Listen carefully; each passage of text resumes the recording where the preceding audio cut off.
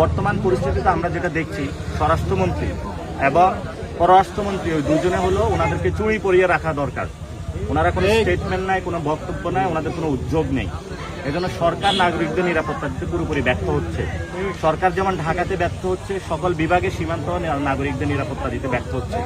তো এই জন্য সরকারকে আমরা বলবো, আপনি যদি সত্যিকারের জাতীয়তাবাদী হয়ে থাকেন তাহলে আপনি সীমান্ত রক্ষা আপনার প্রধান কর্তব্য।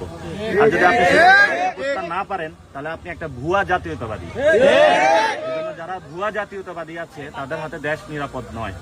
আমাদের যারা সন্তান রয়েছে, যাদেরকে আজকে খুন করা হয়েছে, ওনার বাবা রয়েছে এবং ওনার বাবার থেকে আপনারা বক্তব্য শুনবেন যে উনি বলবেন যে ওনার সন্তানকে কিভাবে। আপনার সন্তান কি কোনো মাদক টাদকের সাথে জড়িত ছিল? এই যে উনি বলছে ওনার সন্তান কোনো মাদকের সাথে জড়িত ছিল না। এবং বিজিবি থেকে যে প্রেস রিলিজ দিয়েছে সেখানেও বাংলাদেশের মানুষকে মাদক কারবারে চলাচল তারা হলো সেগুলো আখ্যায়িত করেছে। এটা ভারতীয় বয়ান। আমরা বলবো বিজেপিকে ভারতীয় বয়ান থেকে সরে আসার জন্য। আগে যখন ছিল পিলখানা হত্যাকাণ্ডের আগে, তখন হলো বিএসএফ মারা যাইতো, সে বড়াইবাড়ির যে যুদ্ধ হয়েছিল সেটা আমরা জানি। এখন হলো পিলখানা হত্যাকাণ্ডের পরে এই বাহিনী মেরুদণ্ড ভেঙে দেওয়া হয়েছে। আমরা আশা করব এই বাহিনীকে নতুন করে পুনর্গঠনের জন্য এবং নতুন উপযুক্ত ট্রেনিং এর মধ্য দিয়ে সীমান্তকে রক্ষা করার জন্য। আমরা বলেছি যে হলো যদি আমরা সরকার গঠন করি, ইনশাল্লাহ আমরা সীমান্তবর্তী পুরো এলাকা জুড়ে অনেকে রোড বানায়, আমরা হলো এখানে খাল খনন করব, যাতে ওই পার থেকে খন্দকের যুদ্ধের মতন যাতে কেউ ওই পার থেকে এপারে কোনো মাদক বাংলাদেশে আর না পাঠাতে পারে, কারণ যুব সমাজকে নষ্ট না করতে পারে। সরকারকে বলবো যে আপনি এখানে আইসা মাদক ধ্বংস করুন।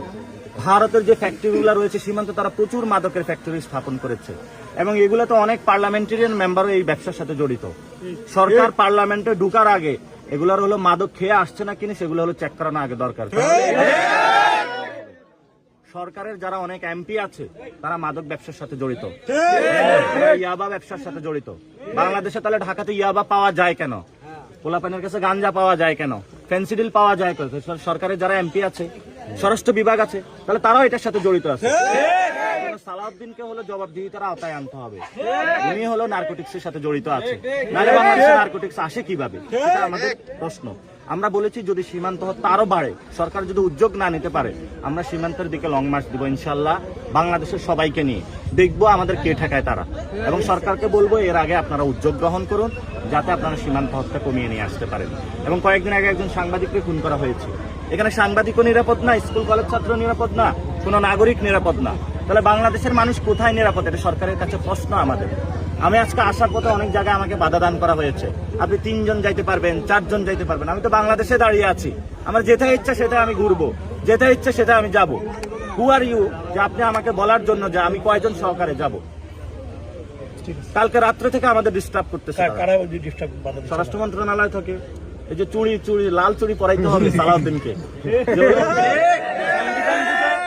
সীমান্ত বুঝে না, সীমান্তে যে হত্যা হয় সার্বভৌমত্ব বুঝে না, জাতীয়তাবাদ বুঝে না, শুধু সংবিধান বুঝে।